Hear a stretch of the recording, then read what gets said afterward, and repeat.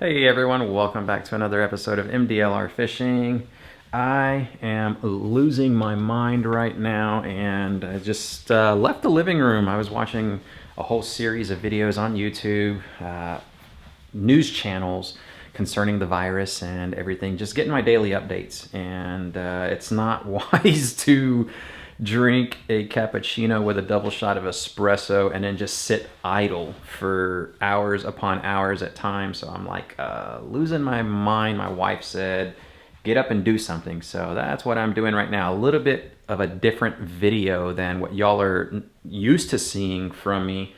And it's because I'm choosing to stay off of the water during like high impact times. It is the weekend. And I know in Texas on Fridays, Saturdays, and Sundays, the waterways are very crowded, more so. So the waterways aren't the issue.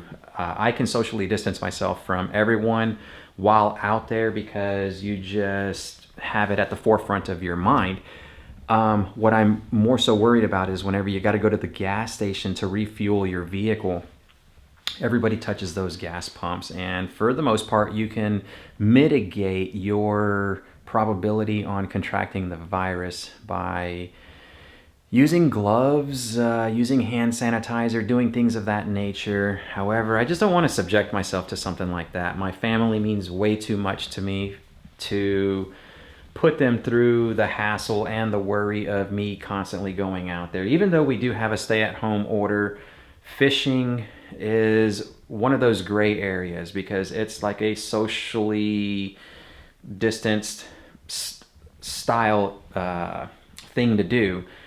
For those of you that go on kayaks, that is, because chances are the majority of the kayaks that are out there are all just one-man watercrafts. So here, let's do this. I don't want to just keep giving y'all the same view of the fishing room. I just got to do something. So going back to what I was saying about like fishing being a socially distanced type event, most kayaks are single person kayaks. You do have some tandem ones out there. It's going to get dark here in just a second. But my kayaks, all of these right here, are all one-man watercraft, and that's why I continue to go out there and fish even through this like horrible time that the virus is just completely wrecking our country, the world. So I do so with the mindset of knowing that yes, I am definitely taking a big chance on contracting the virus. No, I am not condoning you all running from your home, the protection of your home, to go out and fish alongside everyone else. Yes, I've done the jetties, and for the most part, you cannot control how many people are out there on the jetties fishing right next to you. So I don't want to go out there unless I'm going to kayak the jetties. Standing there side to side next to everybody else, you just don't know who has that virus or not. And that's why you're probably not going to see any more jetty videos from me. It's just not worth the chance. So what am I to do? Well, check it out. This kayak right here is been a work in progress on trying to figure out how to quickly get on and off the water, how to learn different styles of fishing with it. For the most part, there's only so much fishing that one can do, and you know, the kayak, I guess what I'm trying to say is I try to continuously advance the way I'm able to effectively fish from my kayaks. So what a better time than ever to just show y'all some of the things that I have on it. A lot of y'all that have been with the channel for so long, you know what my style of fishing is. But for those of you that are new to the channel, yeah, ask questions about what it is that I have on my kayak. Things that I can answer the questions about like, hey, what kayak do you think is the best? Well, that's kind of a loaded question because I'm only going to give you responses based off of things that I have used. So if you have a question concerning this kayak in particular, it's the one that I have been using for the past, when did I get it? I think it's like the past month that I've had it now.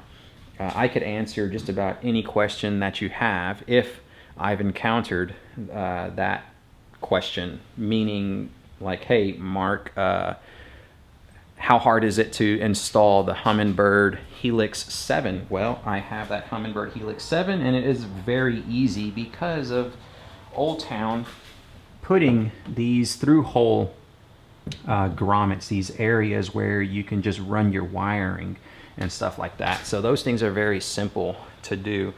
This is still, in my opinion, very bare bones, and I haven't really added much of anything with exception to a paddle holder, the fish finder.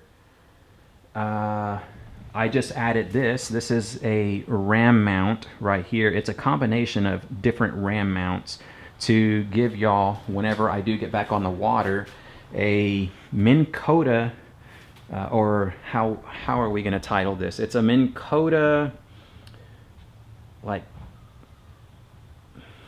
let's see, how am I going to describe this? It's a Minn Kota ram mount fight cam, let's just call it that. So the concept behind it is, while I'm fighting a fish, I'm going to reach up here, hit record on the camera, and show y'all an angle, or give you the perspective of what the Minn Kota, the spot lock, is doing while I'm fighting a fish. So you can see just how much this unit is working to maintain my position so that I can effectively fight the fish without worrying about drifting off course, drifting into a high traffic channel, drifting into rocks if I'm out at the jetties or the Texas City Dike, drifting into pylons if I'm bridge fishing. This guy is gonna show you just how hard it works to keep you fighting your fish and just concentrating on fishing alone. So that's one thing that I put on there. I always carry this fish measure board right here. What else do we have on here? You've got the fishing crate.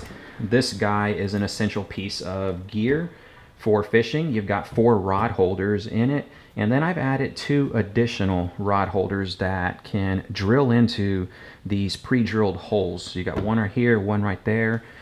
We've got the ram tube. This is their 2008 ram tube from Ram Mounts, and it's my holster that I use to holster the rod while I'm push pulling, while I'm fishing in general. If I need to change a lure, you'll see me holster my rod either right here or in the forward facing flush mount rod holder right there. And I also added these. Man, I didn't realize how many products that I use from Ram Mount, because they're not intrusive. It's very simple to operate. There's not a lot of snag points on the Ram products that I choose to use, meaning that my line is not going to snag up into it.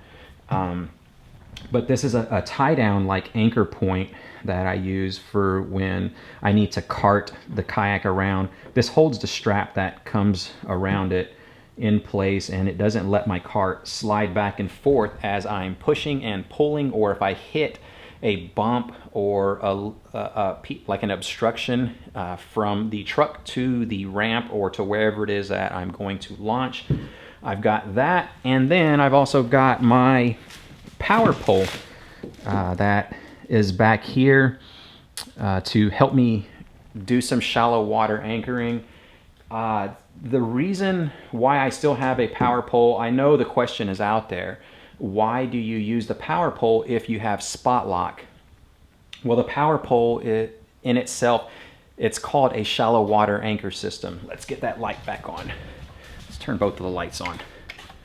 It's a shallow water anchor system. So if I'm in 12 inches of water or less, the trolling motor is not going to be able to work. You can't have it down and have spot lock keep you in place. So that's why I still have the power pole mount down there.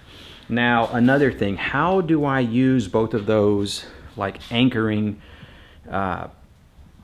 those anchoring products? Okay, so let's see, what are you trying to say, Mark? So now, how do I use these two anchoring solutions to my advantage? It's quite simple. If you're in a, like facing into the wind and you need to anchor up, then that's really hard to describe, so we're not even going to go there. But anyhow, I'm able to use both of those anchoring solutions, the power pole and the spot lock function on my Minn Kota trolling motor, to be able to face any direction that I want. So you just get creative, and if you think of it, then you just test it out, and if it works, you're good. What else do we got? Let's see. Here's another product that I use to try and stay safe and visible while I'm out there on the water. This right here is it's a flag, and it's a night light. If I decide to stay out past dark time, or past dark time doesn't make sense. If I stay out at night, here's my safety light. You just twist this little top right there, and it's going to turn on, and I'm going to have 360 night light all around me. I mount it back here. That's why I've got that space right there. So you just stick it in there because it's gear track ready. Twist, and then it just cinches down, and you're good to go. But during the daytime, what I use it for is just the visibility of that flag. So it sits way higher than my head. Here at the rear of the kayak, it's out of the way. That's the reason why I have it over here on the left-hand side. I could put it on the right-hand side if I wanted to, but I cast with my right hand, so on the back cast, if I had it over here, my line is more than likely going to get hung up in it. So there is a method to the madness of everything that I decide to do and how I do it on the kayak, and it's all based off of experience, what I have experienced before in the past, and what has worked for me, what hasn't worked for me. So not so bad. Yeah, so I guess the reason why I'm doing this video is just to let y'all know that I'm gonna have to get creative. A lot of my fishing videos are, my gosh, this camera is so heavy. I gotta switch hands, sorry about that. A lot of my fishing videos are gonna come down to a minimum until we're able to get into the clear because of this virus. And I just need I don't need your help. If you would like to, well, let's see, how am I gonna say this? If there's anything that you all would like to know, drop those questions down into the comments section below, and what I'll do is have myself and my family moderate the comments to answer a few of them. We'll take in and select like maybe 2, 3, 4 of them and do some short videos. I will get very creative in trying to entertain y'all from inside my house. And we'll just continue pumping out the content to give you something new and different to view each and every day that you're stuck at home the way I am, and hopefully you'll have at least 10 minutes of sanctuary from not going insane, because that's exactly what was happening to me whenever I was inside. So again, thank y'all. Hand switch camera. This camera is like close to 3 or 4 pounds. And it seems like I'm a wimp, but yeah, this thing gets heavy. Anyhow, thank y'all so much for deciding to watch the video. I'm gonna continue being bored again, go back to watching some YouTube videos, and just continuously see what I can think up inside this noodle of mine, what it is that I'm able to do to just pique your interest. So again, drop those comments down below. I will get to them. I will try to do a video. All right. Until next time, tight lines, y'all.